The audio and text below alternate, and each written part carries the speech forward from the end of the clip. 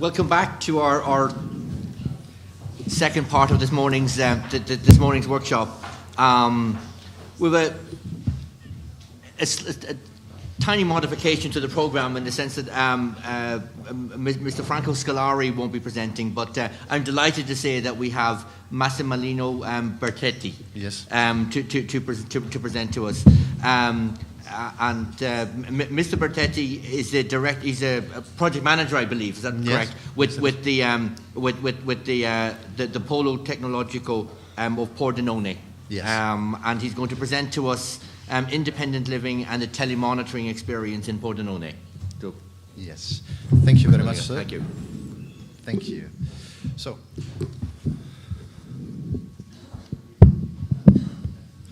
Hello? Yes. Thank you very much for all of you and for this kind of invitation. I give my presentation. I have 49 slides, but don't be shy. I will pass through by. Okay? So, and I will not bother you. So, my presentation is about two key points, which are independent living and telemonitoring experience. If I don't get the sense of words, I'm extremely sorry, but I will ask to you, I will tell in Italian, okay? Doesn't matter. So, the key points are independent living and telemonitoring experience, and my presentation is about these two facts in Pordenone and in the province of Pordenone. So, the context of my presentation is about a brief introduction, the background from which we start by, and then we moved from, it's just like a funnel, starting from Friuli, Venezia Giulia region to the Pordenone city, and then some hints for the future. So let me briefly introduce myself. I'm Massimiliano. I'm a project manager in R&D projects at the Polo Tecnologico of Pordenone, which is a tech transfer center. I have some colleagues here from Friuli, Venezia Giulia region, and I say thank you for being here. Polo Tecnologico is a tech transfer center and is a business incubator, and it develops some R&D projects in the field of healthcare, mechanical engineering, digital health, and so on. But where are we now? We are in Friuli Venezia Giulia region, which is one of the smallest regions in Italy, and it's crowded by 1,200,000 people.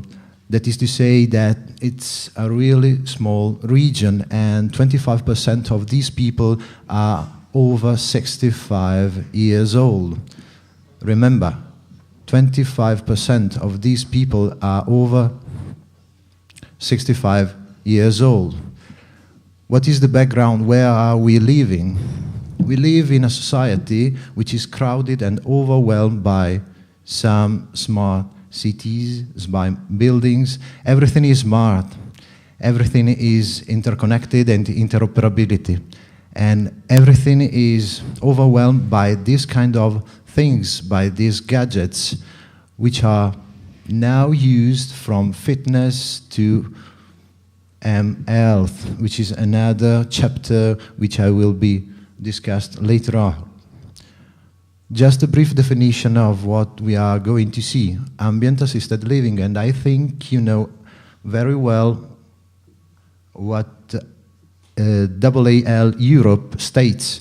It's a funding activity that aims to create better conditions of life for the older adults and to strengthen the industrial opportunities in Europe. That is to say that some objectives are foster the emergence of innovative ICT-based products, create a critical mass of research, and improve conditions for industrial exploitations. So someone of you could ask himself, where is independent living or telemonitoring experiences? Here we are. We started out from Friuli Venezia Giulia region, and thanks to some experiences together with other research partners, just like Area Science Park in Trieste or Friuli Innovazione in Udine, we developed some trials and pilot projects and some experimentations about what? About technology, about ICT, about the benefit and improvement of older people, adults, disabled people, and fragile people. That is to say, this is the first experience we face too. It's Presto a Casa, which could be translated into back home. There are 2 flats which were equipped with technical functionalities just to improve the quality of life of some young adults who were with physical and sensory disabilities, who will experiment tools, devices, and facilities that can help them managing and monitoring their activities. This is a flat. This is an example of flat. They were made by sensors, actuators, everywhere in the living room, in the kitchen, in the dining room, and so on. This is another project which is LAC, the acronym of Living for All Kitchen. I don't want to bother you because among you there are some fathers of these projects and they are more qualified than me to explain these projects, and I thank them to be here. Mr. Engineer Felice Pierpanizza, is correct, and Dr. Saccavini. Thank you. So, briefly, LAC is an experience about a kitchen which was designed on the basis of universal design criteria, and the kitchen was the pilot test to be used for disabled people, by disabled people. And the key point were interfaces, but I would like to leave this because I don't want to say some strange things, okay? I know the project, but you are more qualified than me. So this is the actual demonstrator, is it correct? Yes, it is. Thank you, sir. There are some other ICT and smart homes experiments dreaming, and I thank Barbara Dodi, which is among you, and she developed as a project partner, or a lead partner, sorry. Okay, the project. The project was supported by an integrated providing vital environmental parameters monitoring and video conferencing services. Refreedom is another experiment, another pilot test established in Udine, and I thank Tommaso Bernardini, which is a colleague of mine in Udine, and it's an experience close to Presto a Casa. They were flats used to and equipped with some sensors, actuators for disabled people. And finally, HelpKey. HelpKey, I will tell you later about HelpKey. Other experiences in Friuli were used. Easy Home, it's domotic for light. There were light guides for disabled people. They were intended to be used in home appliances and so on. They were made by interfaces using the quality and the color of light. EasyMob is another experience used in a clinical university in Cro, which is close to Aviano. Maybe some of you know Aviano for the use of Firebase. EasyMob was used to guide people and disabled and fragile people using another type lights. Presto a Casa, it's another, I already told you about Presto a Casa. The system architecture was made by remote control, some lights, panels, and tablets, all linked by a telemonitoring system. These are some slides and some pictures of these sensors, actuators, and hardware. Okay?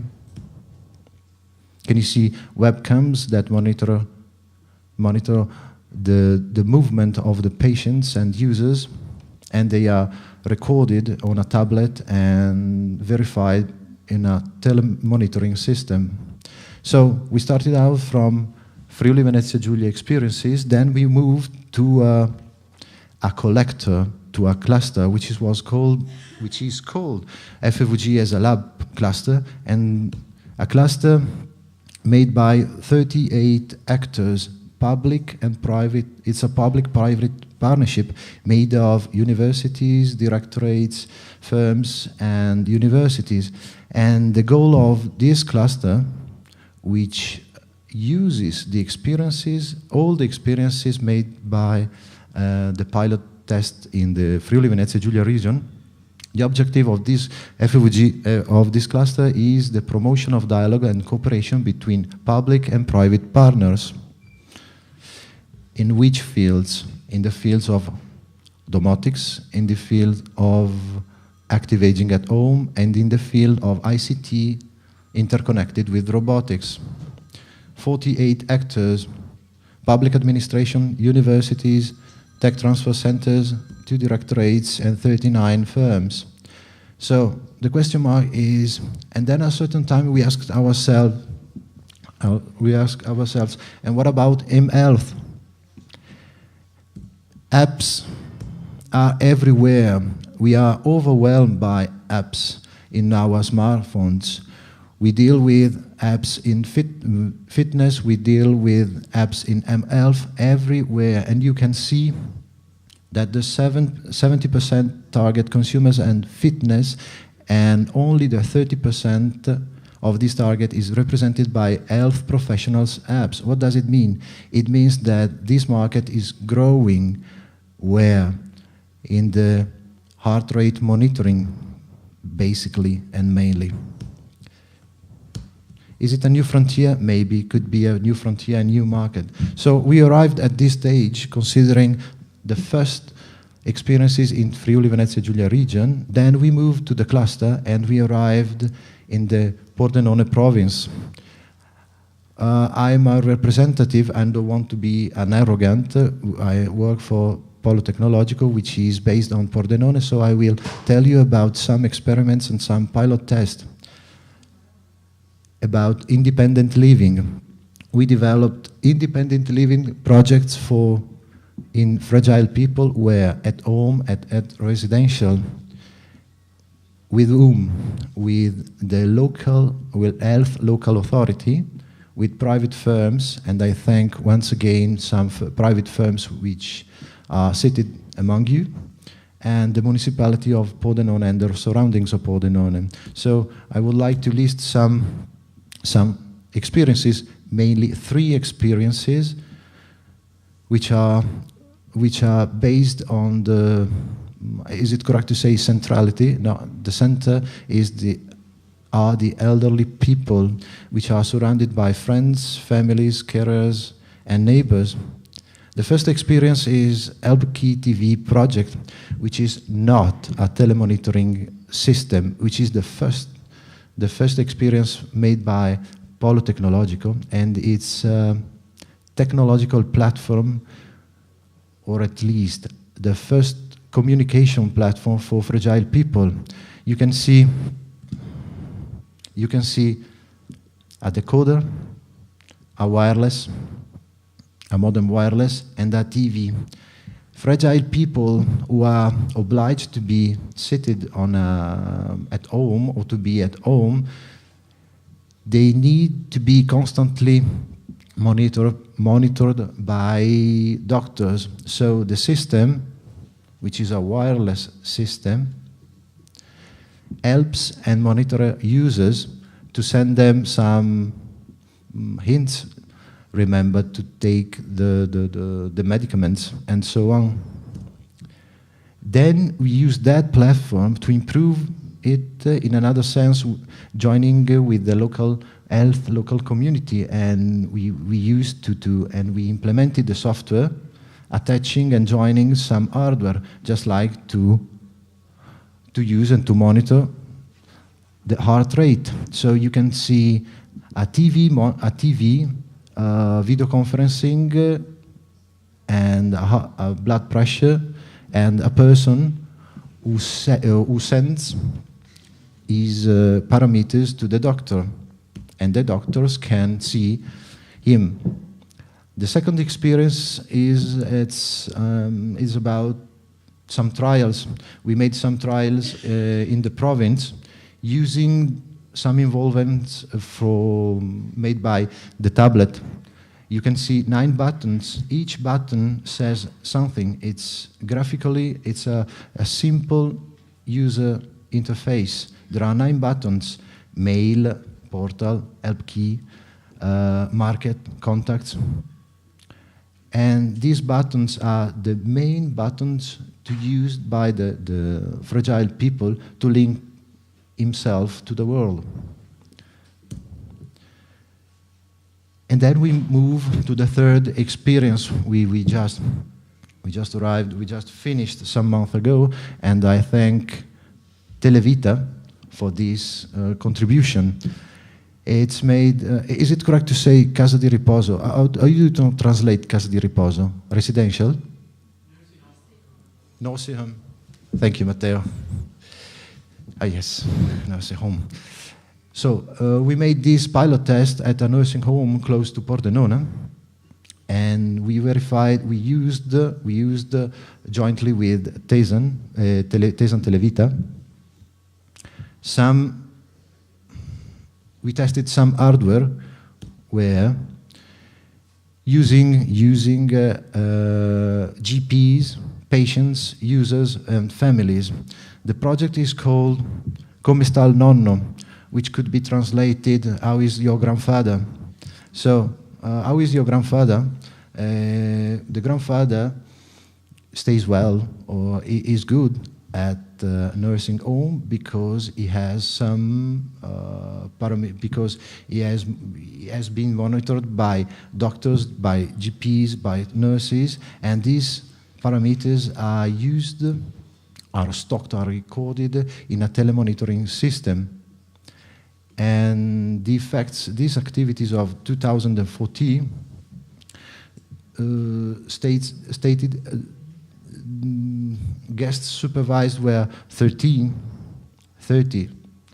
and the parameters used were blood pressure, heart rate, oxygen saturation. How many measures were used?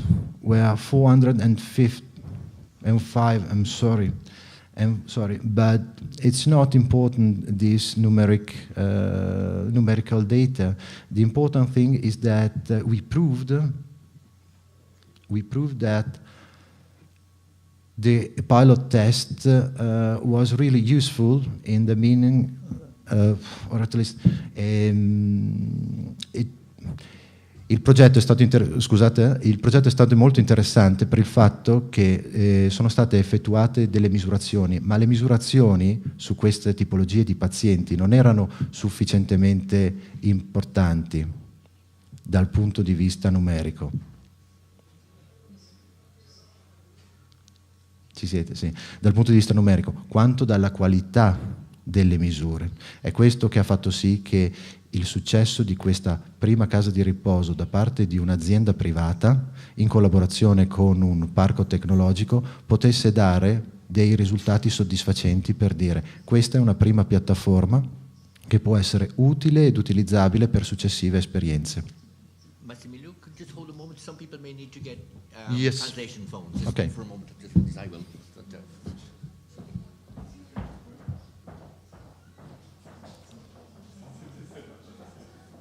Ho scatenato il panico? Is everything okay? Yes, I can. Allora,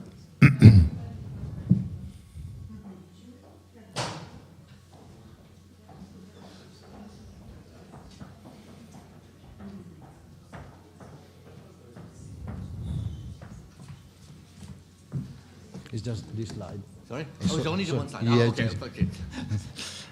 Dicevo, le misurazioni, potete vedere il numero delle misurazioni, 405, che è un numero sufficientemente importante, ma non è determinante.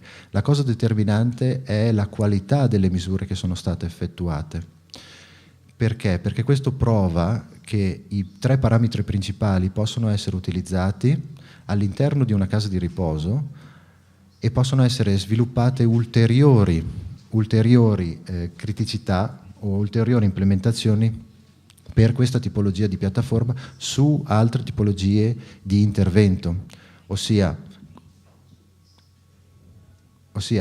la qualità delle misure è la cosa più importante, non è tanto il numero delle misure, quanto la frequenza delle misure, lo stoccaggio, le misure sottoposte a verifica e il relativo trattamento di questa qualità dei dati in una centrale di monitoraggio. Here you can see some pictures or some print screens of this software, and it was made by some modules which could be implemented from time to time. Okay. First you can see oxygen and then heart rate monitoring, and then where are we now? After these very first experiences, we are moving to the mountains. It's not a joke.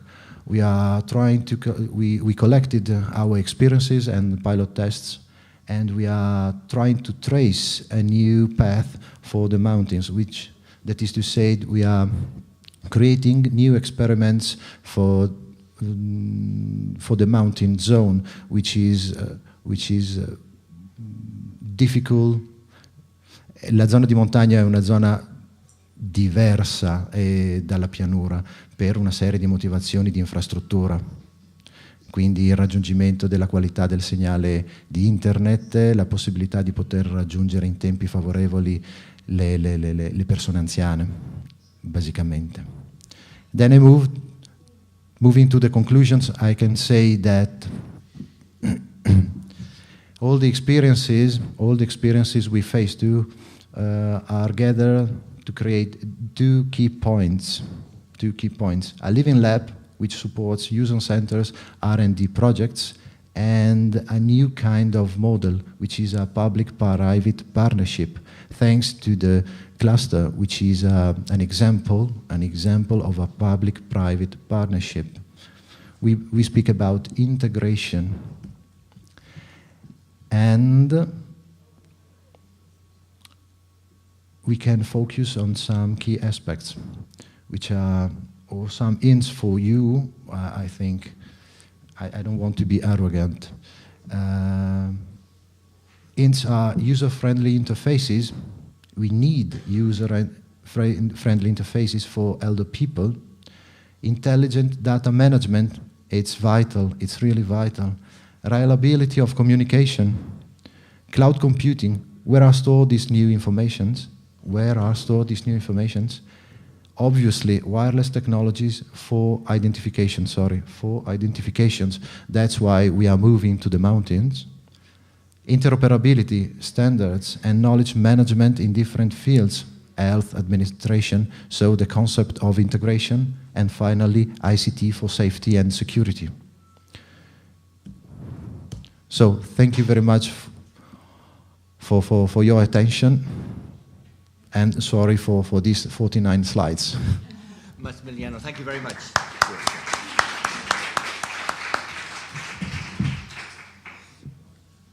Massimiliano has given us an amazing overview of the range of projects and the range of innovations that are being explored here in the region in the area of kind of domotics and ambient assisted living.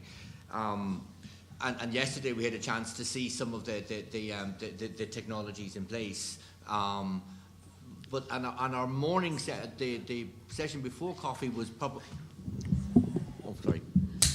And our session before coffee was talking quite a lot around how we are implementing services at the coalface in relation to sort of social services and impacts directly on older people in the real world. So we've got this kind of living labs innovation and then real world change happening in service delivery.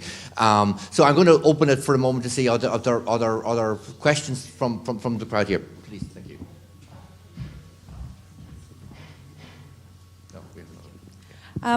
This is my question is very related to what you said, and this is the first question is all these experiences or these projects are they provided as a service at the moment, meaning are they used somehow in real life scenarios? Are they integrated in a services provision?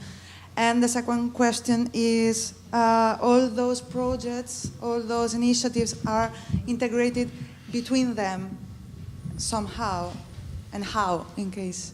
Okay. Thank you. Yes, thank you. These are projects. The very first three experiences were projects in real life, while the other three projects I mentioned, the three experiences, were projects and pilot tests in the Pordenone province. So they were integrated in real life using real users. I don't like to use users, but to use patients. Guests sono gli ospiti di una casa di riposo e sono gli utenti di fase di sperimentazione. They are all integrated in real life, so there's a basis. They are facing these projects, and the experimental pilot tests are faced to reality. So they compare, they face to needs, real needs. We started out from experimental projects in 2010, started out Dreaming, Help Key TV, Refreedom, and Presto a Casa. And then we collected them into a cluster. All the experiences were collected into a cluster, and maybe I was too quick. But our goal is moving from laboratory and experimental to a prototyping phase, and from testing phase to product or service engineering, which means that we collected knowledge and expertise to create now products and to engineer products. We don't need any experiments, but once again, I don't want to be arrogant. We experimented some cases in real life, then we want to use these products and to engineer and to design products, because we developed expertise together with other tech transfer centers, together with other private firms, not alone, obviously.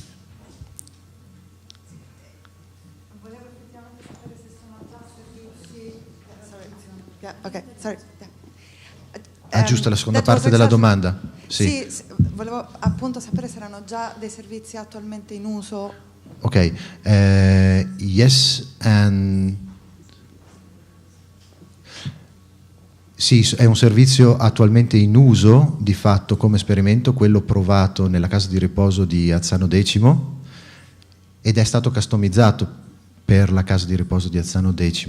Questo perché? Perché tutta l'esperienza di Televita, e c'è un rappresentante qua in sala, che è la dottoressa Dodi, Televita ha esperienza di almeno 20 anni nella telemedicina, e quindi ci siamo affidati alle loro competenze per costruire insieme una fase di sperimentazione. Quindi di fatto loro utilizzano i loro servizi, le centrali di monitoraggio, il loro software e i tablet. Noi abbiamo operato quella cosa che chiamano scouting tecnologico per trovare le informazioni migliori e per poterle sviluppare sul territorio.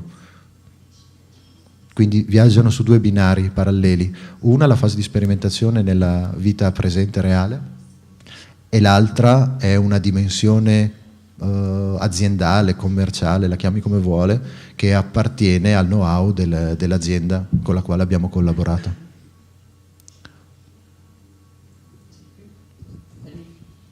Any further questions? No. What's the name of the company, and if this company is working internationally as well? Yes, the company is called Televita. Televita. Yes, Televita SPA.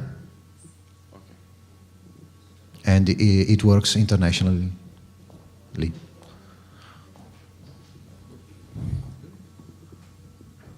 I have a question, because I don't have now a name of a project, of a European project, but I know there are European projects that are more or less the same, or doing this telemonitoring for the heart rate, for the blood pressure and so on. Are you planning to work with other European countries to see if you could share the knowledge, if you could share the experience, if you could improve it together, or are you staying between the Italian borders? Or? No, our goal is not to stay here, but to create partnerships and to go through this kind of expertise in Europe. We want to do that. We don't to be alone. We are not alone here. We work together with our transfer centers, but jointly for Europe, not only for our territory. If I may ask one myself, you've been doing experimentation in the region and in these contexts in real world scenarios with real world tests, but we now face the challenge of scaling, of building these into sustainable services and sustainable business models.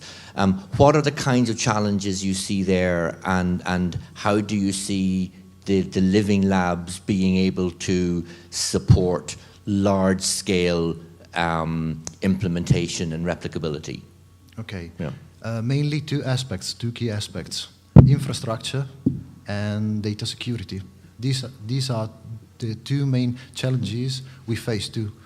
Is the data, or are the data secure or enough safe to be transmitted using a secure and safe infrastructure? Okay. These are the two main aspects.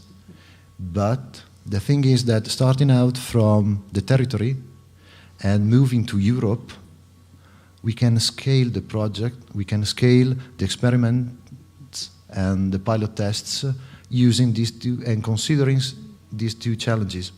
We are focusing on the data security. They are vital. It's vital. Okay. I'm just wondering with the group that's here. Do we see other challenges that are not on the technological side in the sense of, I know in Tempora this morning you were talking around the culture change and having to change the employee patterns of work. I'm wondering the extent to which health system practices, GP practices, nursing practices are barriers to the take-up of some of these technologies, and the extent to which we need to do systemic change in how processes work in order to be able to take on some of these technologies. I mean, do people have those experiences, or? Matteo, yeah. I will speak about that in the final presentation. If you want to, I can tell you later. No, great. We'll wait until your presentation. Yeah. We won't spoil it. Okay. Okay. Great, Mr. Miliano. Thank you very much. Thank you. Thank you.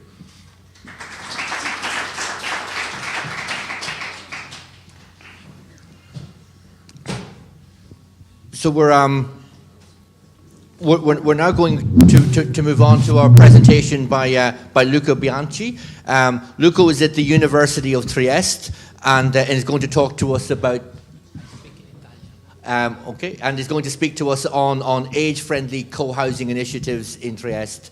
And Luca is going to speak in Italian. So can I advise all of you who are not Italian natives to be able to put on your phones? Thank you very much, Luca. Buongiorno a tutti. Io sono appunto Luca Bianchi. Mi occupo del tema dell'abitare per gruppi vulnerabili, ma soprattutto appunto per anziani, presso l'Università di Trieste. In più ho fatto anche parte dello staff del progetto HELPS, di cui tra l'altro Matteo Apuzzo in seguito vi parlerà più dettagliatamente. Dalle esposizioni precedenti è emerso come il tema dell'abitare, delle soluzioni abitative per gli anziani sia un tema estremamente complesso. C'è una complessità che si manifesta anche già a livello di terminologie. Qui alle vostre spalle vedete un po' di nomi che i diversi progetti che si sono svolti, che si svolgono in Italia e in Europa, hanno queste esperienze di abitare per la popolazione anziana. La diversità di nomi in realtà nasconde anche diversità di tipo organizzativo. Alcuni sono progetti, singoli progetti, altre sono iniziative frutto di partnership pubblico-privato, altre sono iniziative pienamente private. Tutta questa diversità però ha in comune alcuni punti che possiamo definire per quanto riguarda gli obiettivi come la promozione di processi di invecchiamento attivo e lo sviluppo di strategie di deistituzionalizzazione della popolazione anziana.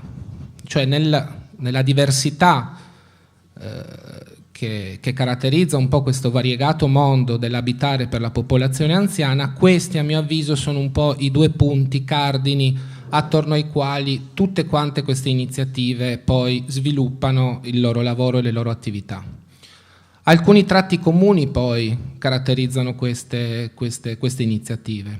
La libertà individuale, vale a dire il livello di privacy per la persona, la promozione della socialità, la prossimità ai servizi del territorio, l'autonomia della persona, l'adattabilità dello spazio abitativo all'età che si trova a vivere la persona e il tema anche dell'accessibilità economica.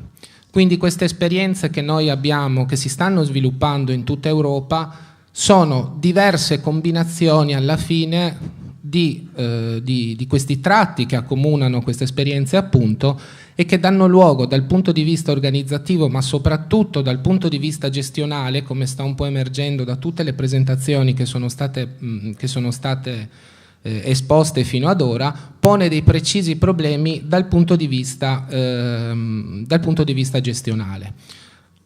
A mio avviso questi problemi gestionali nascono anche da una doppia matrice di origine che hanno queste esperienze di domiciliarità degli anziani.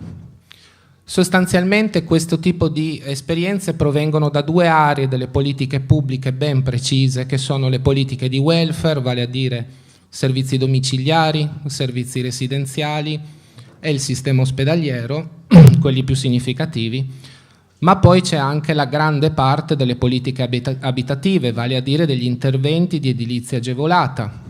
Quindi in qualche modo queste soluzioni abitative per anziani si posizionano a un livello intermedio fra le strutture protette e il domicilio privato della persona, rientrando in una vastissima tipologia che è quella che noi definiamo tutti quanti come housing sociale, e quindi in qualche modo rientrano nel cappello dell'housing, sotto il cappello dell'housing sociale, rientrano questa molteplicità di esperienze che pongono sfide precise dal punto di vista gestionale. Una delle sfide principali a cui ha cercato di rispondere il progetto HELPS, che come vi dicevo prima verrà poi presentato nel dettaglio da Matteo Apuzzo, è stata proprio quella di sperimentare delle forme gestionali che riuscissero in qualche modo a gestire la complessità di queste esperienze, ma anche la complessità dei problemi affrontati rispetto al discorso delle problematiche correlate all'invecchiamento. Nello specifico vi parlerò dell'azione pilota del progetto HELPS, che appunto tra i suoi obiettivi ha avuto anche quello di individuare un modello gestionale che in qualche modo desse conto di tutta questa complessità. Questa azione pilota sostanzialmente si è appoggiata a due progetti che si sono sviluppati sul territorio della città di Trieste e che sono il condominio solidale, il primo progetto, che è un progetto promosso dall'azienda per i servizi sanitari alla persona ITIS, e l'altro progetto è il Montebello, sviluppo di comunità e sperimentazione di forme di domiciliarità avanzate rivolte a persone anziane e soggetti vulnerabili. Questo secondo progetto è stato il frutto di una partnership fra il Comune di Trieste, l'ex azienda per i servizi sanitari di Trieste, la Fondazione Lucchetta Ota d'Angelo Crovatin e l'azienda territoriale per l'edilizia residenziale di Trieste, ATER. Questi due progetti hanno permesso in qualche modo di osservare l'intero processo di housing sociale dal suo inizio alla sua fine, alla sua implementazione. Il condominio solidale, infatti, è un'esperienza che è partita da poco tempo, gli alloggi sono stati assegnati solamente da qualche mese e l'intervento di HELPS rispetto a questo progetto del condominio solidale è stata quella di favorire la costruzione della cosiddetta carta solidale, vale a dire una sorta di contratto tra i condomini e l'ITIS, appunto, che gestisce questa iniziativa, che ha riguardato sostanzialmente una sorta di integrazione fra l'erogazione di servizi alla persona e le dinamiche relazionali all'interno del condominio.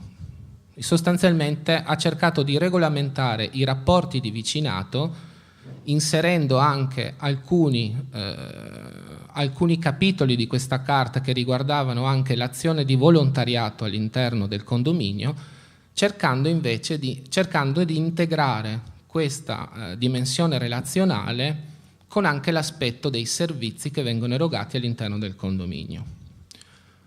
Per quanto riguarda invece l'esperienza di Montebello, il lavoro che è stato fatto con lo staff progettuale di HELPS è stato quello di promuovere una conoscenza dei bisogni della popolazione oggetto della sperimentazione di Montebello, vale a dire è stata fatta un'analisi dei bisogni per cercare di capire quali fossero i bisogni all'interno di questo comprensorio, e l'altra attività che è stata supportata dal progetto HELPS ha riguardato il coordinamento e il rafforzamento del servizio di portierato sociale attraverso l'istituzione di una cabina di regia ad hoc che è stata istituita proprio per gestire queste attività sostanzialmente che riguardavano la socialità degli anziani e dei soggetti fragili all'interno del condominio.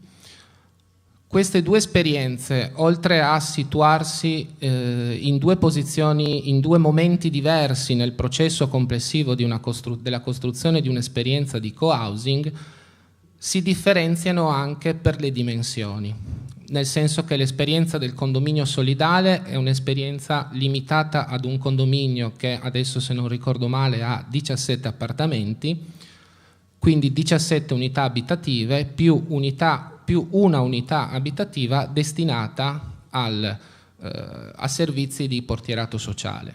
L'esperienza di Montebello invece è un'esperienza per dimensioni molto più vasta, si sta svolgendo tuttora all'interno di un comprensorio che ospita all'incirca 400 persone e quindi con tutta una serie di problematicità che sono estremamente diverse.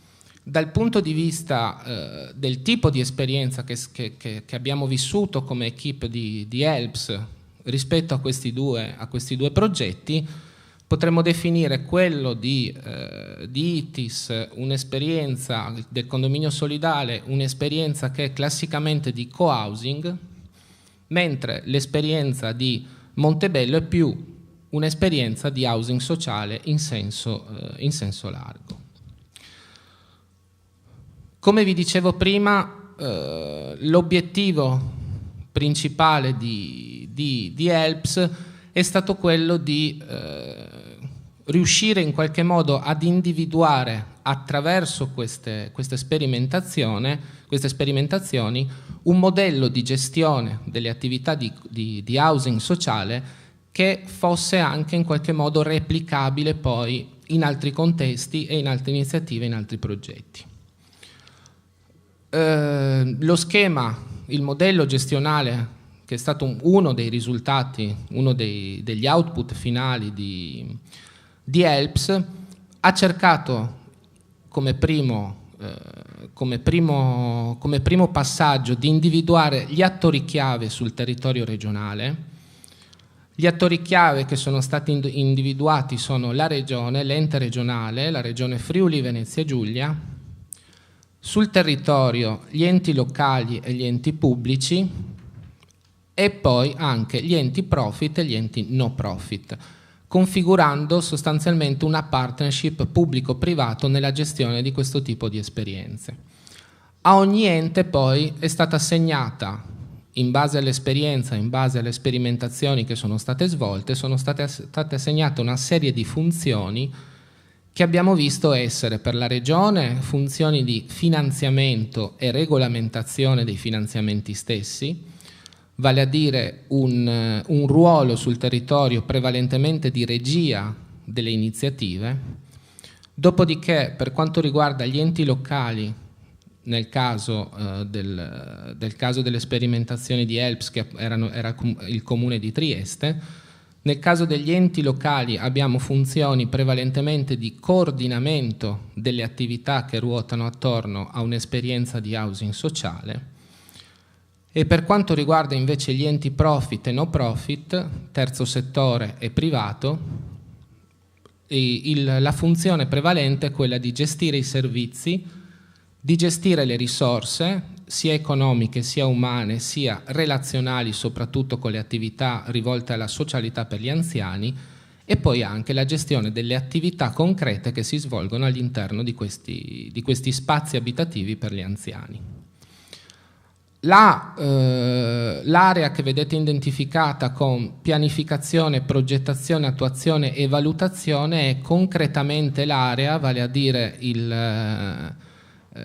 diciamo la fase, la parte del modello che configura quella che appunto viene definita coproduzione di servizi, vale a dire una partnership tra enti locali e enti no profit che collaborano insieme per l'erogazione dei servizi finali all'interno di questo tipo di esperienze.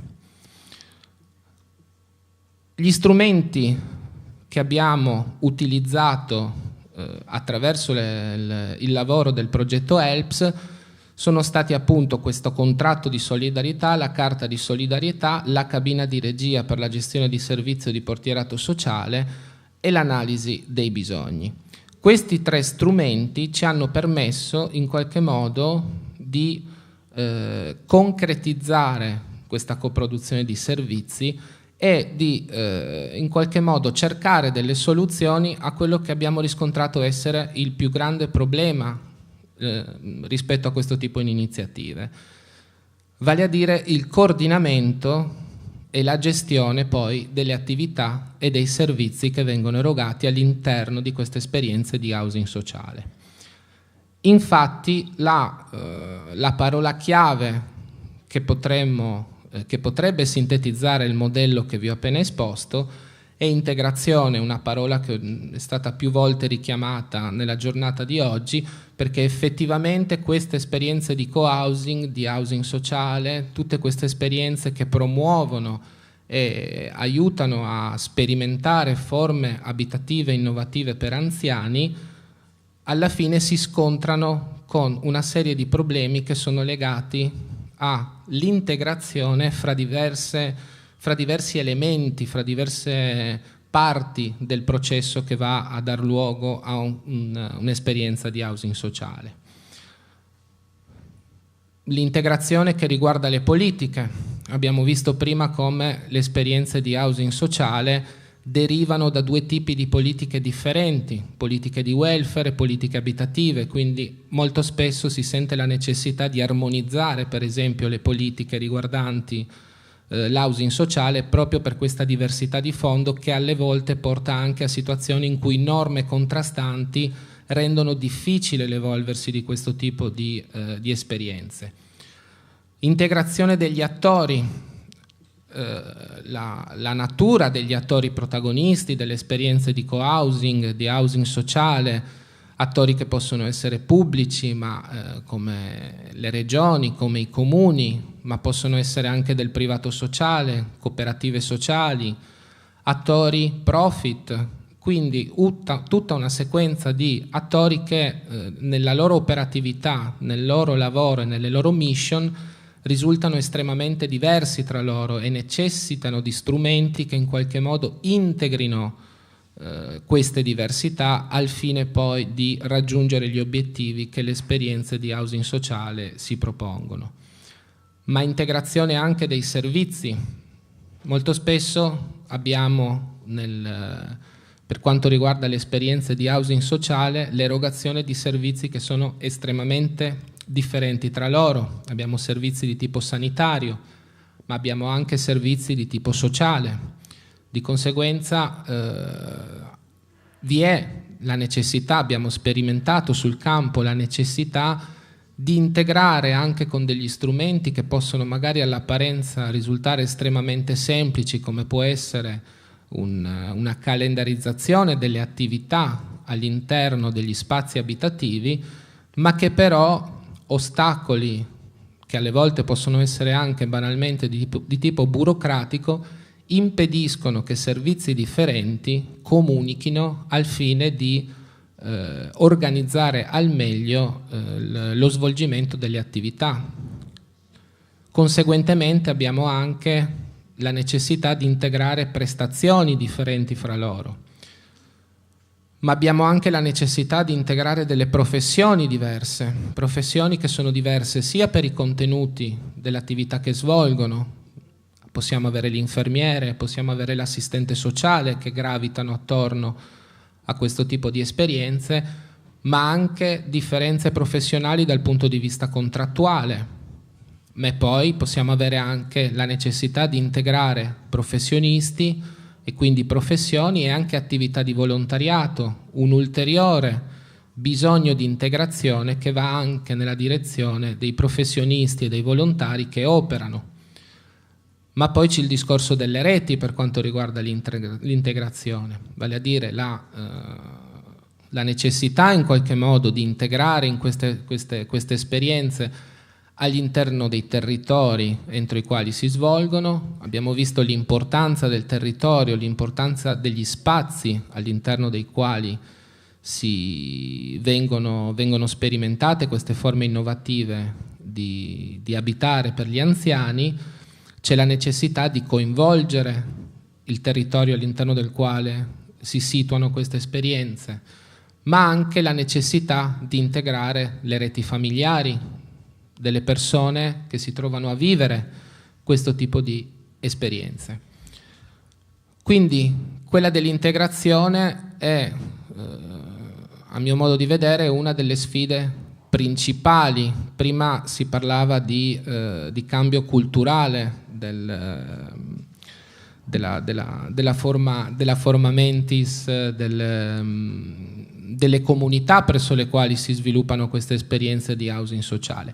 Ecco, probabilmente l'integrazione, ancor prima che cercare degli strumenti tecnici o anche tecnologici che possono essere estremamente utili per agire in questa direzione, probabilmente la sfida dell'integrazione è una sfida anche di tipo culturale e che quindi in qualche modo debba cambiare proprio la forma mentis degli attori che operano all'interno del vasto mondo dell'housing sociale, per riuscire a cambiare la prospettiva e andare verso quei due obiettivi di massima che vi ho citato all'inizio, vale a dire la deistituzionalizzazione della fragilità della persona anziana e la promozione di processi di invecchiamento attivo.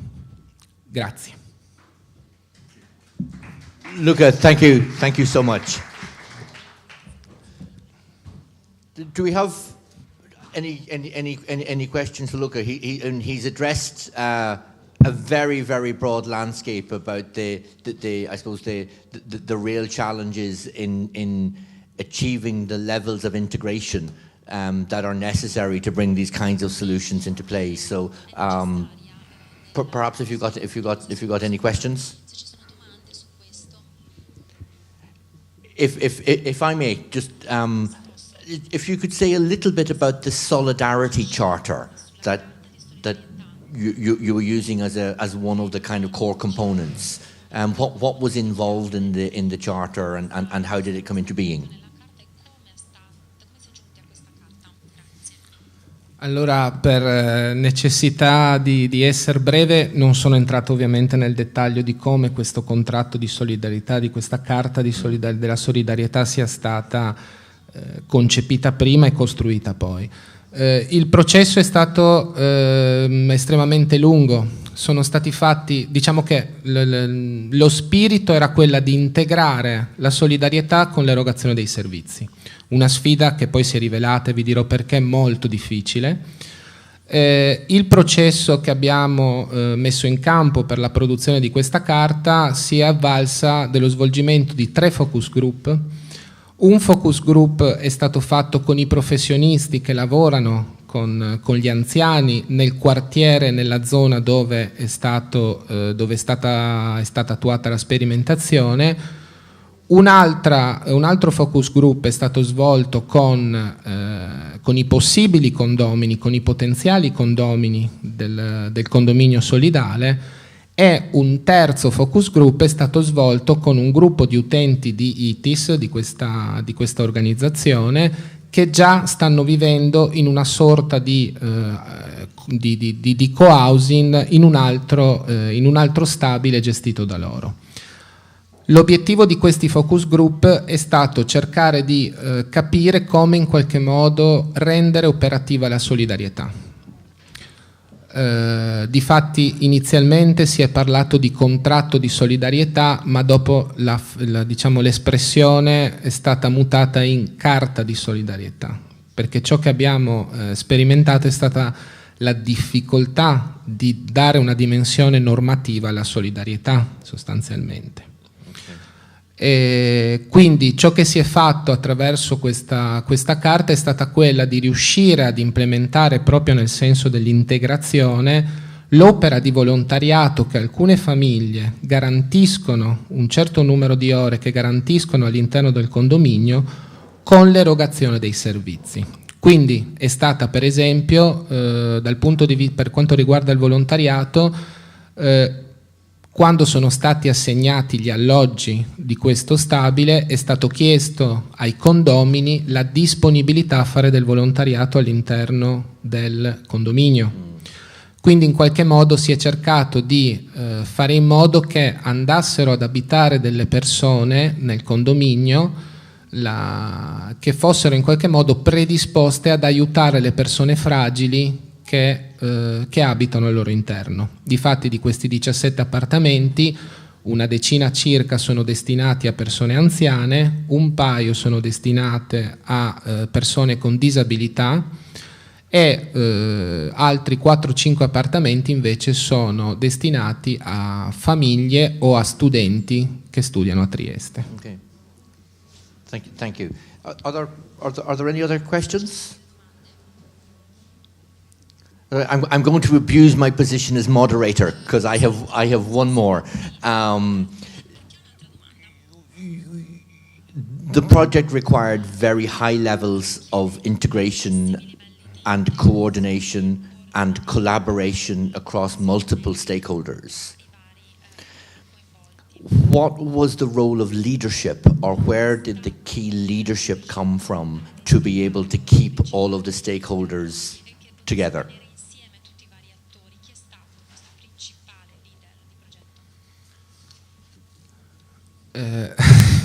Domanda difficile.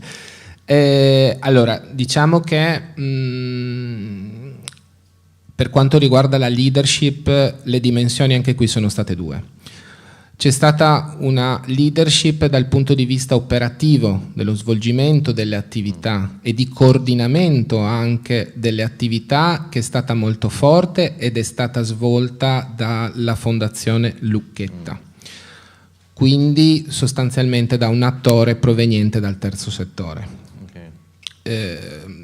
La conoscenza del territorio ha agevolato molto il lavoro della Fondazione, ma come dire, la flessibilità soprattutto e la disponibilità da parte degli operatori della Fondazione di essere presenti in tutte le fasi della sperimentazione e di intervenire avendo il contatto diretto con le persone, poi ha agevolato dal punto di vista diciamo dell'operatività, ha agevolato molto lo svolgimento delle attività. Dal punto di vista invece della dimensione diciamo organizzativa del progetto, la leadership è stata assunta dalla Regione Friuli Venezia Giulia, però diciamo che al di là delle leadership, come dire, a mio modo di vedere, il punto più critico ha riguardato alla fine la difficoltà, ma veramente una difficoltà enorme a coordinare gli enti fra loro. Perché nel momento in cui c'è bisogno di far lavorare assieme enti che hanno finalità completamente diverse, burocrazie diverse al loro interno e prassi operative diverse al loro interno, a cui appunto anche in questo caso si richiama il discorso dell'integrazione, la sfida vera è riuscire poi alla fine a far convergere tutti questi attori, perché ognuno ha le sue specificità, ha le sue risorse, ha i suoi servizi. Ecco, questo a mio avviso alla fine è la sfida più grande anche dal punto di vista culturale, probabilmente più dal punto di vista culturale che operativo, che ci attende. Ecco. Yeah. Luca, thank you for that. Are there any further questions? No, okay, Luca, thank you so much. Thank you. Sure.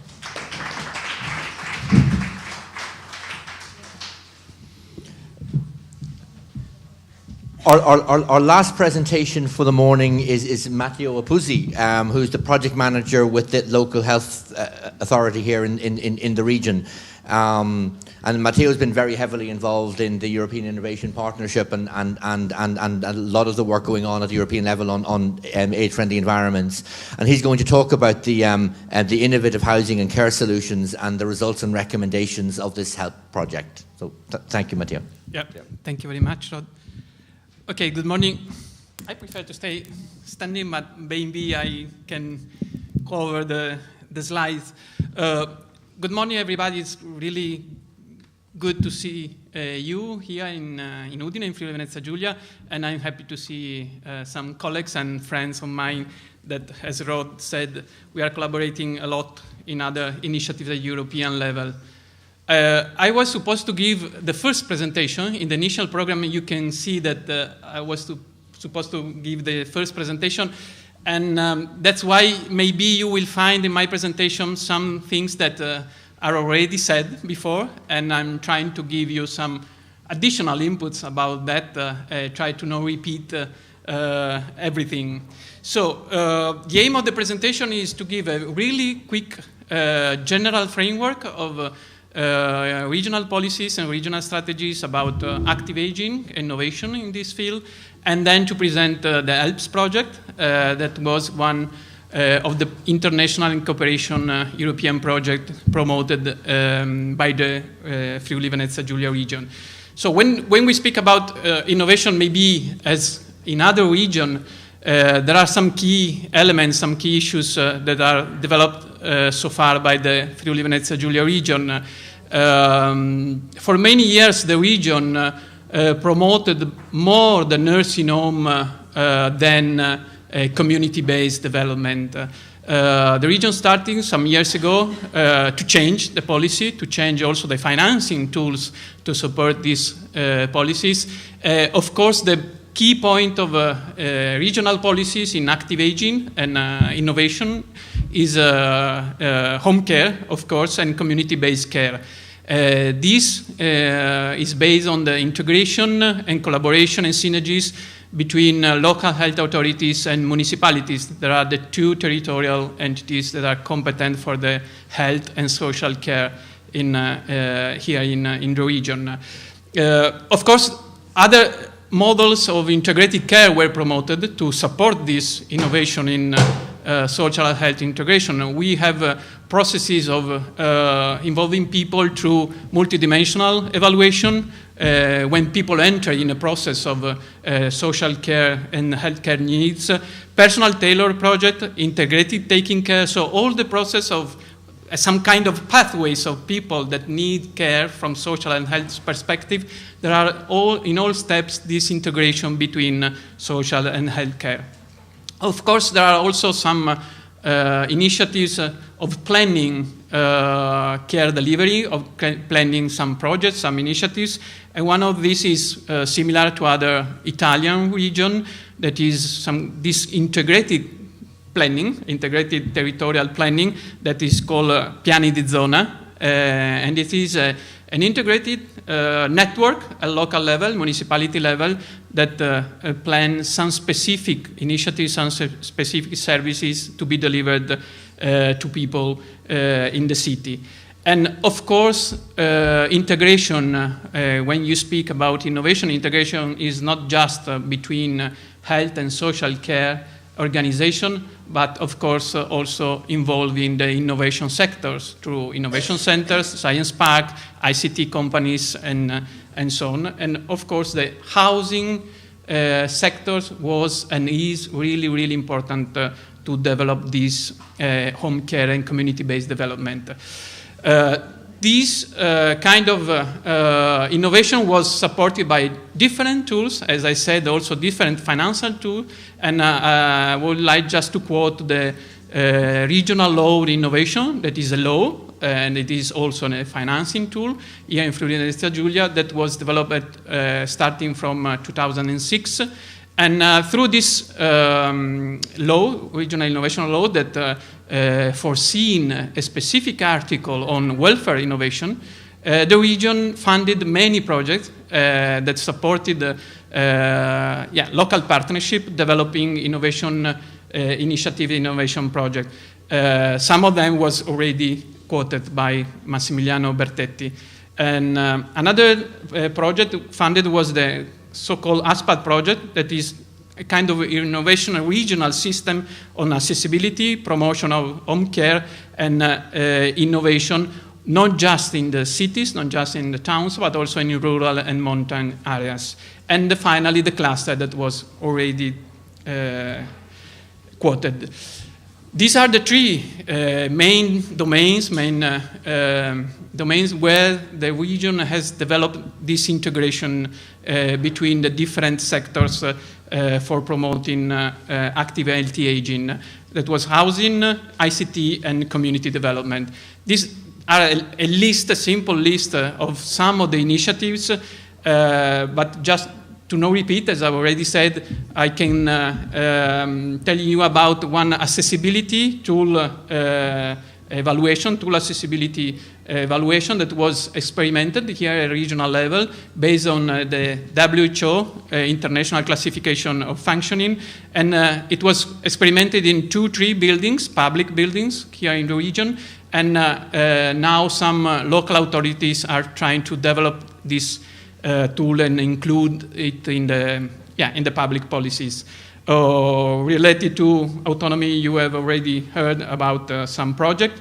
Abitare Possibili, that is the promotion of independent living, was the topic of Luca's speech, and the co-housing was also already mentioned, but I would like to tell you that it was supported in a case by the HELPS project, as you've seen, but there are some municipalities, like in the municipality of Trieste, that are developing this tool in a wider, in a wider way.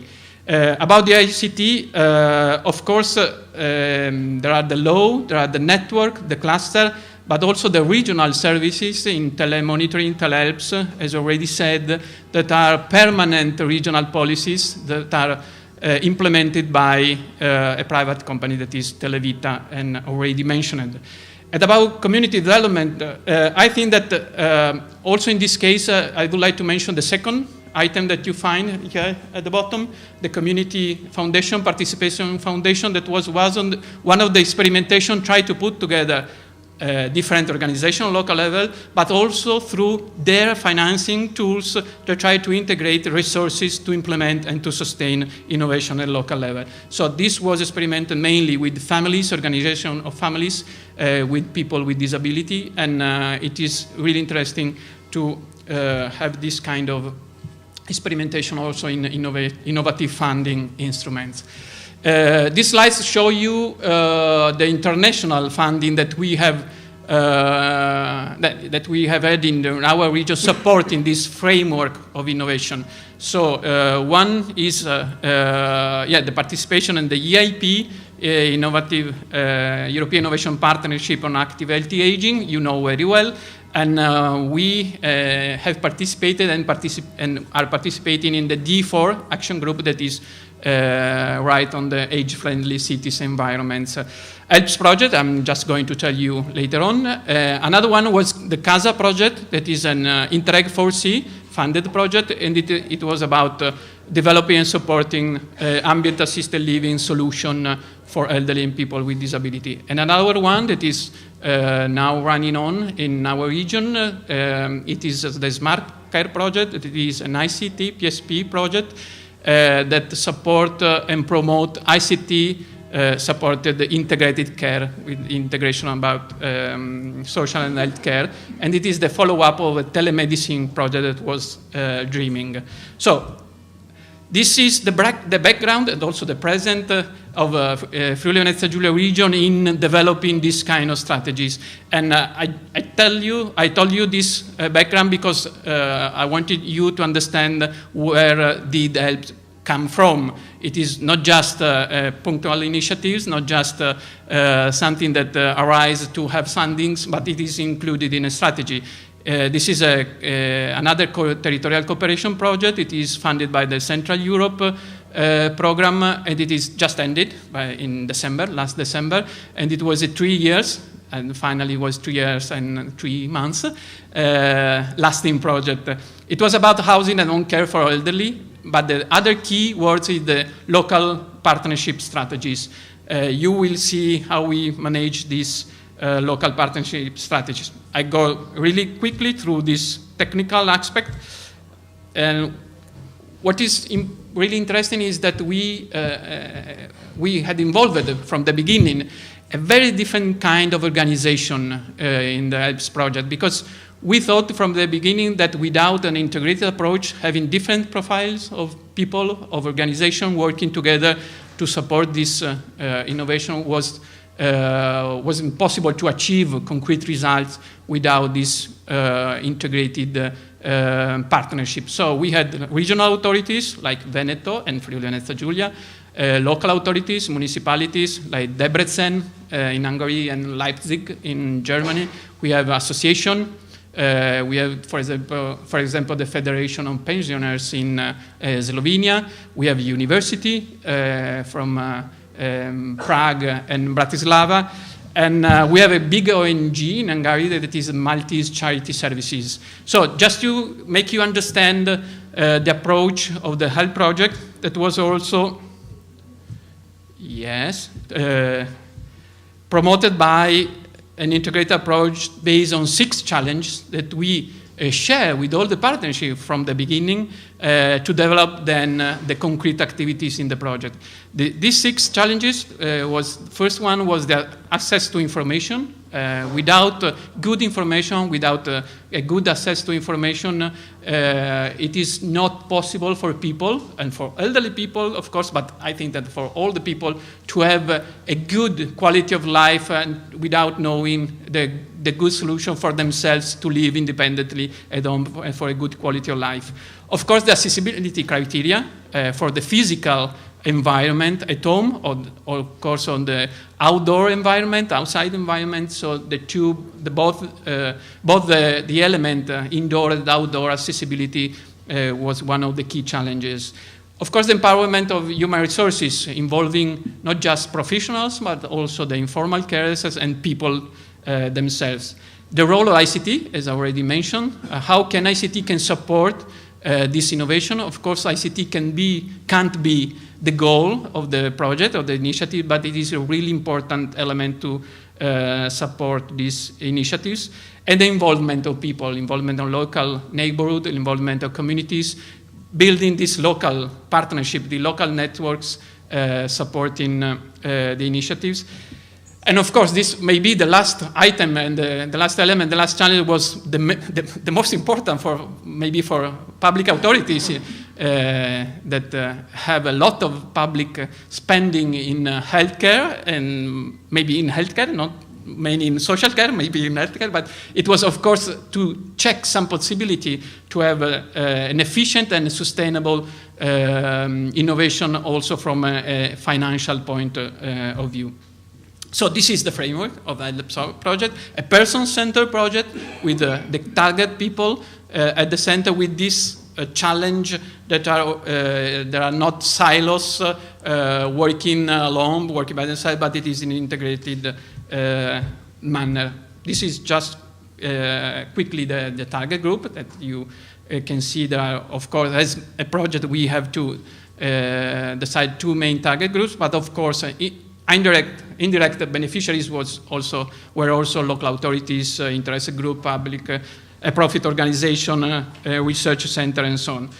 So the structure of the project was some kind of traditional structure. So we have at the beginning research and mapping activities of different policies in the different countries and regions involved. But it was not a static way of mapping. It was really dynamic, because at the end of this phase, we really tried to highlight some needs and some changing needs to formulate a recommendation for the pilot action. The pilot action was the key and the main part of the project. We developed different pilot action. I will tell you something later on. But the main part of these slides is the bottom one, that is in each country and each region implementing pilot action, we asked the partner to establish a local network supporting the pilot action through a public-private partnership, and searching for the sustainability, of course, of the pilot action also after the end of the project. And finally, we have this phase of international recommendation, trying to find some elements to offer, of course, to our region countries and also to EU-level organizations. You can find the final publication and what we call the toolkit also in the document that maybe has been distributed. So these were the 8 pilot actions. As you can see, each partner tried to address one of the challenges. Of course, in some cases, the challenge were addressed in an integrated way, keeping some of them. But we would like to try to really be focused on the different aspects to have then some really concrete element to share and to develop in the transnational cooperation activities and the knowledge sharing activities. So we have some kind of ambient assisted living application and solution that was developed by the Austrian partners. We have also a partner working more on the, let me say, initial phase of involving people in participatory manner in the co-production, that is the involvement in the needs surveys of elderly and disabled people, participation. Leipzig was really, really interesting because Leipzig development, what at the end maybe we can call a showroom, but was really good the way they prepared this, because it was really an adaptation, equipment. It was a flat, and now it is a showroom that is accessible for everybody at street level, and it is really, really good to visit if you have the chance to go to Leipzig with a different part of a different room of a living flat, where people can enter, experiment what is the best solution for themselves. In Debrecen and Budapest, they have 2 experimentation. One was the training programs for informal carers, so the involvement of formal carers to training programs, and one more innovative, this traditional way of training, but another way more innovative, that is this web nurse. And if you are interested, I can give you the address, the web address, if you want to check this web nurse. That is a portal, a web portal with also some kind of training tools like video, simple video for people, for informal carers. In Trieste, have you seen, and I am give you some details more. And in Poznan, also the involvement of people in design and co-design and solution for ambient assisted living and telemonitoring, and also was really, really a good example of how to involve people in co-designing. In Ljubljana, that is really interesting, and maybe also this can be interesting to put in contact the representative of Ljubljana with our partner, because they developed this info center at neighborhood level that was where people can enter, have maybe main information, not all the information, but main information for housing solution, how they can have new services. But really, really important was to also to detect and check what people is going to ask and what kind of solution you can offer and what is the impact of these services, and just to detect also how can people can react about a solution that maybe we can theoretically think that is good. For example, the co-housing, we discover a lot of different reactions from people in offering a co-housing solution. And finally, was also really interesting in Bratislava, this intergenerational perspective of self-help in telemonitoring, tele-assistant solution. So I go very quickly through the Trieste experimentation, but just to show you why we decided to have in Trieste the pilot action, because Trieste is one of the oldest city. Friuli-Venezia Giulia is one of the oldest region in Europe. Trieste is one of the oldest city. The main element beyond the percentage of over 65 people is also the people living alone. We have really in Trieste, we have really a lot of people living alone, and this is really a challenge for the social services. So through HELPS project, we experimented the two initiatives that have been already presented. And what I would like to add, because Luca has already presented, but what we have tried, when you start a project in a concrete situation, a real situation, one of the main challenges at the beginning is the ownership of the people, not just for the project, but for the environment, from their living spaces. And we started really from very concrete things, like gardening. And as you can see in the picture, involving elderly people learning to children and inhabitants, for example, how to have gardening in the environments.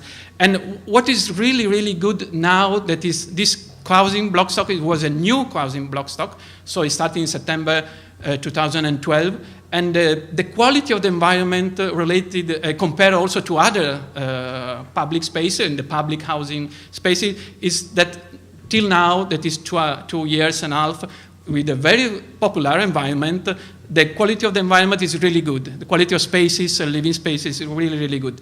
And starting from this point, was really important to make people aware, not just that there is a project, but there is the will of the organization involved in making the possible the quality of life in that environment. As Luca said, it was really important the role of the volunteering people, as you can see here in the pictures, and there are a lot of initiatives about that. And about co-housing, again, it was already said, you have, of course you will have the presentation so you can read, but it was already presented by Luca. It's also, again, the quality of living spaces. These are the spaces that are the public and the common spaces. So in the co-housing initiatives, as you already heard, there are 17 flats, private flats, that is completely private, and then you have these common spaces. Yes, and it is really important to have also, in this case, a very good quality of life in the public, in the common spaces. So you can find in this building, at the ground floor and the top floor, these common spaces where people can, of course, self-promote some initiatives, where the organization in the neighborhood can promote initiatives, but where people can live really together in these co-housing initiatives. So I think that time is running over, but just the 2 slides is about recommendation, as I've already said. Yeah. Okay. Not to go through this list exactly, but to answer from the beginning to the question of Rod about what is the main challenge in this general framework of innovation. What I can say from the experience of this project, but from the experience of other projects, is that ICT is not the issue. ICT is not the issue because ICT is there. We have a lot of good ICT solutions, ICT tools, and maybe we have to start to think. Also, let me say this, not to finance only the ICT, but to finance how to put ICT in practice. We have a lot of pilot And through Europe, you can say that maybe also you have seen very, very good pilot. What we have to think about is how to put this pilot in practice.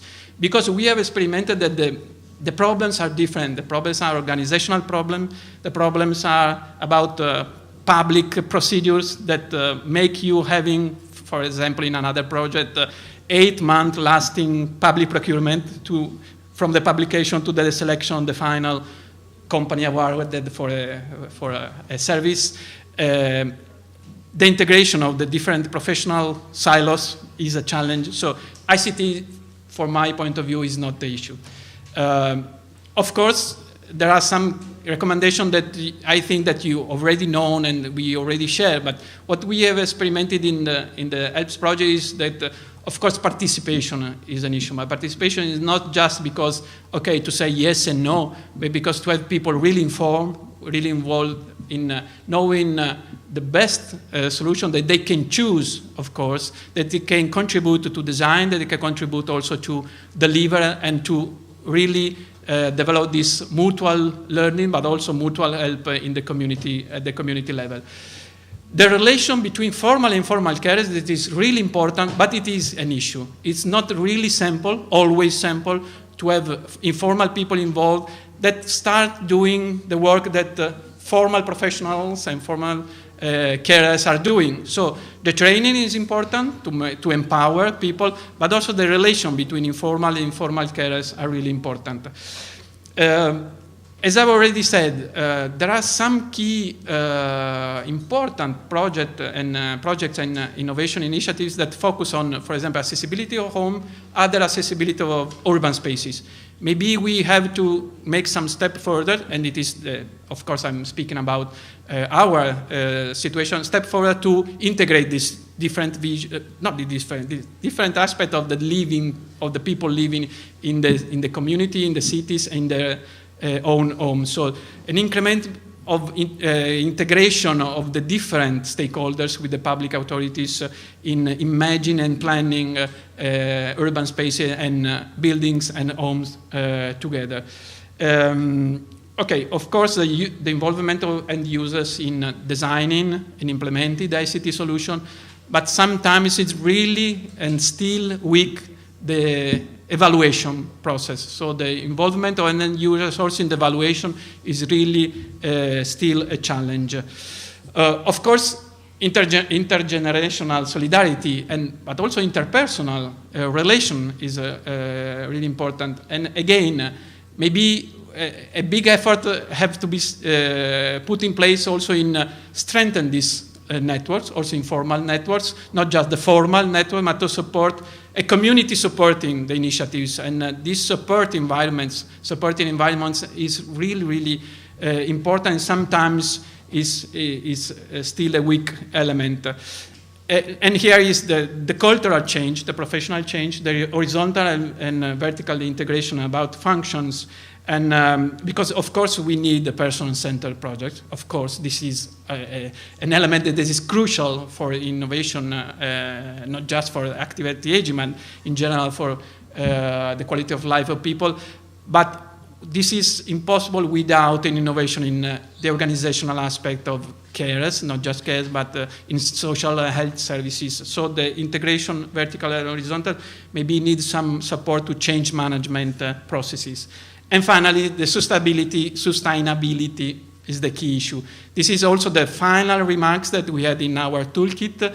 We experimented that it is really hard to pass, as I've already said, from pilots that you can fund through regional funds, international funds, EU funds, and to have the permanent policies in place after the pilots. So we think that in the coming years, the sustainability is really the key challenge, and maybe starting again from the ownership, not just of the project, but the policies and services can be maybe a solution. Thank you. Matteo, thank you so much.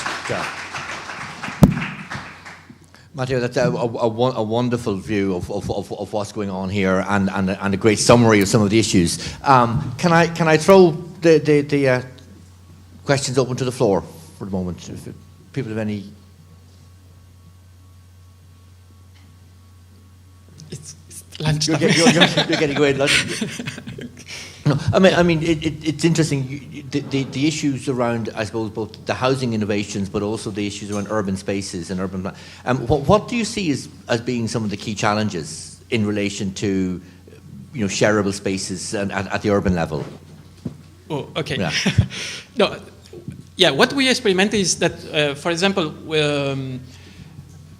let me make you an example of what happened in this residential block in the HELPS project. That we were focused, of course, in the residential blocks, and we discovered that it was really, really dangerous crossing path in the street around the blocks. And what was the element that was really a challenge that we have involved formally in the project the social sectors and health sector, but the urban space around the blocks is competent. The competence is for the housing and public spaces sectors, the municipality. And it takes months to put together these two sectors. I think that maybe at the European level there are still very... it's not separated because European Union is promoting this integrated view, but it is still some silos in having some funds and initiatives on urban spaces and urban environments, and then social and healthcare. And let me say healthcare. Social is also the weakest part, and it is not simple to have this that we started to have in the D4 Action Group, for example, in the European Innovation Partnership. But there are still some program initiatives that you can see, okay, there are urban environments, there are these priorities also in the cohesion funds, and these priorities really, okay, environments and urban spacing. Okay, you can find age-friendly impact in the environment, but there are still a strong element of practitioner in urban planning that are not involving, for example, the social healthcare. So this is clear to me more at a local level. Some initiatives of the community, European Union, like the European Innovation Partnership, is clear that are trying to put together people working in D4 Action Group, and I think that we have really different profile of people, from very technical people, engineer and urban planning organization, till the healthcare system organization and social care organization. It's, from my point of view, thinking to and try to imagine a solution, integrated solution, maybe is a good point, is not still a good point, yet a good point, the implementation of integrating funds, integrated innovative initiatives. Any further questions there for Matteo? You're getting away lightly. Yeah. Okay. Thank you very much. Thank you very much. Thank you.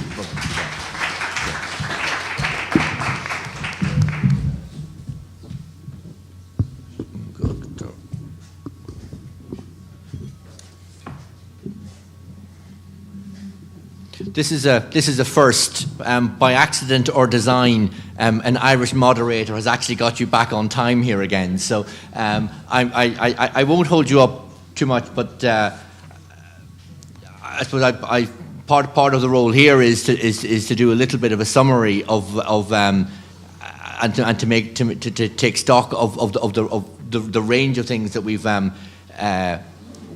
heard and listened to over the last couple of days. And I've tried to, without going through each of the presentations in order. I've extracted, for me anyway, eight key points, or eight key things to think about, which have permeated some, if not all, of the presentation. So. I suppose the first one is this view, I suppose, we have of our users, or our older people, or service users, or participants. But I think what's been coming around is really a goal of trying to make ideas around person-centeredness very real, and that it's very much around changing how we look at each other, how we value each other, and really looking to empowerment and how we can provide opportunity and choice to older people, both at every level, through design, through support, and right through to the end. So I think the idea of person-centeredness and how we reorient our services and how we reorient our environments to empower, I think was one of the key pieces. I think the second one then was I suppose organisation and organisational change, and in many of the projects that we've heard described today, there is significant shifts, doing things in new ways, having to start to work together with different organisations in new ways. Moving beyond the boundaries of what we have been comfortable with to be able to work with others and to be able to put people at the centre of our thinking. So I suppose shifts in organisation and new organisational design and new organisational patterns, driven by, I suppose, a twin approach now of both enhancing quality of life for older people, but doing that in a world where we're also having to recognise and balance things like service effectiveness and efficiency and service quality itself. So I think organisation is an organisational change is a long-term exercise that we're engaging with, that we need to keep cognizance of. I suppose one of the things that came out, I suppose time and time again, was, at the end of the day, what are the kinds of problems that we're trying to solve, but also what are the kinds of problems we might be inadvertently creating as a result of the problems we're trying to solve, which is this very single-headed view of we've got to be able to support older people to stay at home and live in their own homes, and that becomes such a single-minded view that we're in danger of losing an awareness of, I suppose, the connectivity and social connectedness that that older people will need in their homes. So I suppose issues around loneliness and isolation and carer burnout and that were I think things that were coming through the conversations around the quality of life that we're going to be trying to achieve, and that that some of these solutions are not living in the house is not the only goal. It's also the social connectedness and the tackling issues around isolation. I think it also became very clear that there's a whole range of policy areas that we need to address, and that this isn't just around housing policy. It's housing policy, it's social policy, it's health policy, it's employment policy, and I think one of the things that we've seen used a lot here is innovation policy, and how we can use our strands of innovation to be able to drive forward change going forward. There was clearly technology was something that was it's a topic of our conversation, and it was very pervasive. But we saw technology addressing and tackling many different strands. So it was, I think, initially and at its core, technology to connect. And that insofar as we're able to use technology to be able to connect and remain part of society and to connect to our family and friends, I think that was its core. I think followed by that, it was technology to help choreograph and recognizing that there are so many different, both different service providers and different actors and different people involved in our ecosystems. The extent to which technology is able to help support our access and the management of our social ecosystems and to choreograph services. And I think then from there we moved on then into issues more specifically around technologies and devices and that to deal with augmentation and to deal with specific assistance.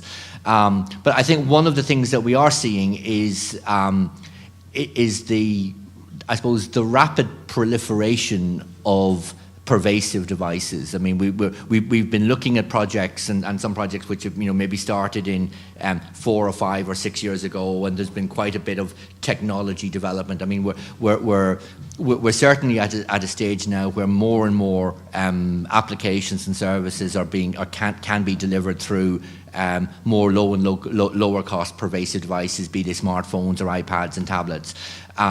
So I think our focus can start to be more around the applications and the services and the connectivity and the ambience that can be built up from these kinds of applications, as much as device development itself. I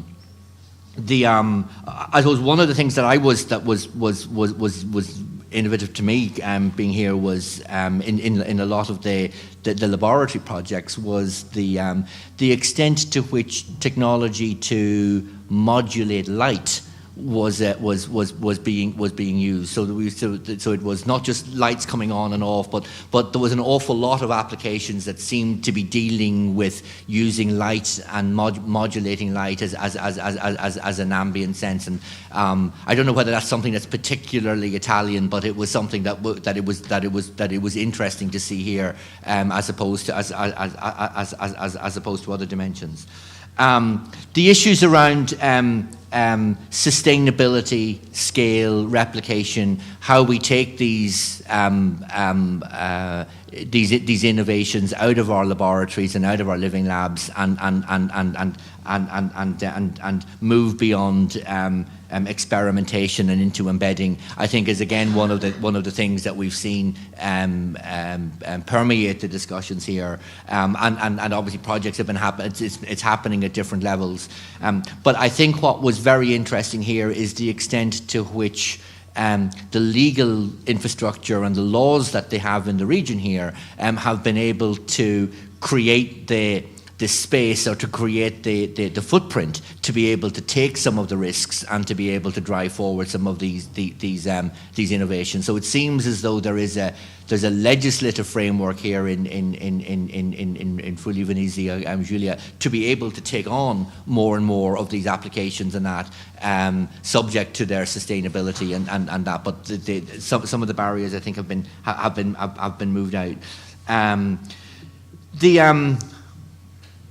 I think if there's one word that will resonate for me all the way, it's integration. I mean, we've heard the word integration mentioned at every level, and I think as the presentations went on, the replication of the word integration got stronger and stronger.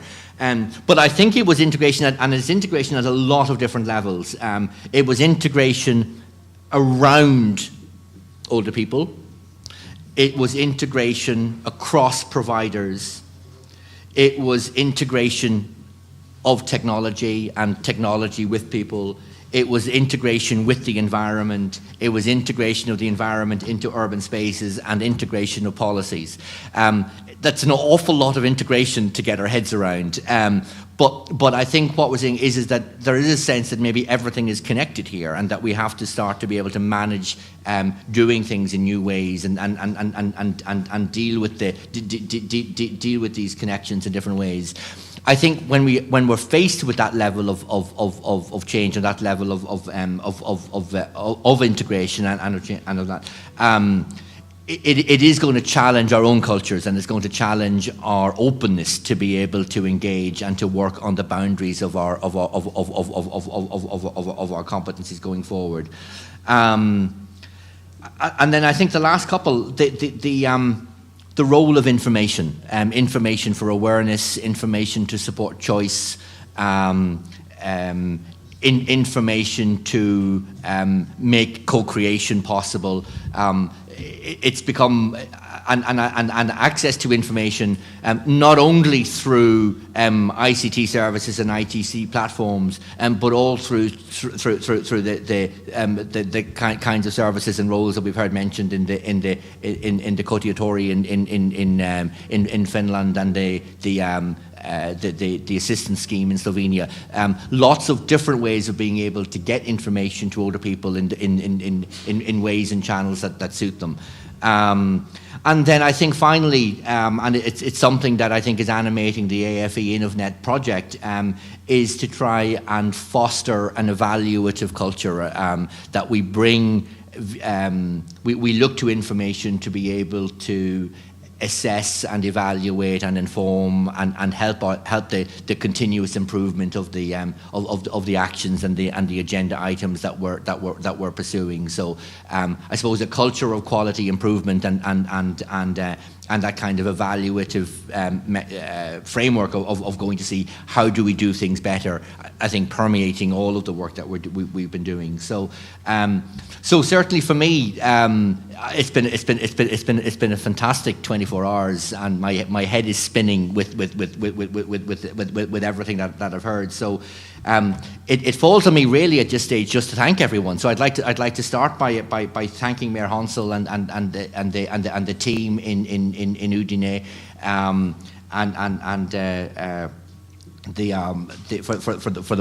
for the wonderful presentations that we had yesterday and our trips yesterday around your laboratories. Udine has been a wonderful place to come and explore these issues. So thank you so much for that.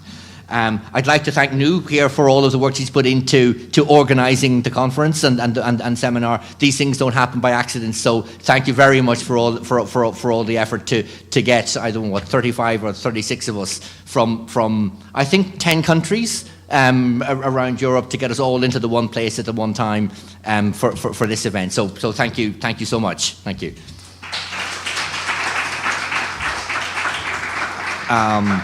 And certainly, we've had an array of wonderful presentations and speakers over the last 24 hours. So if I can, a round of applause for all of our speakers and that, because it's been fabulous. Thank you so much.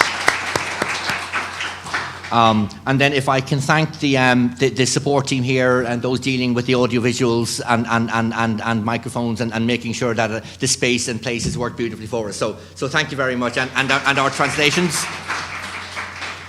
And finally, thank you all for being here, and I wish you all very safe journeys heading back home. Thank you very much.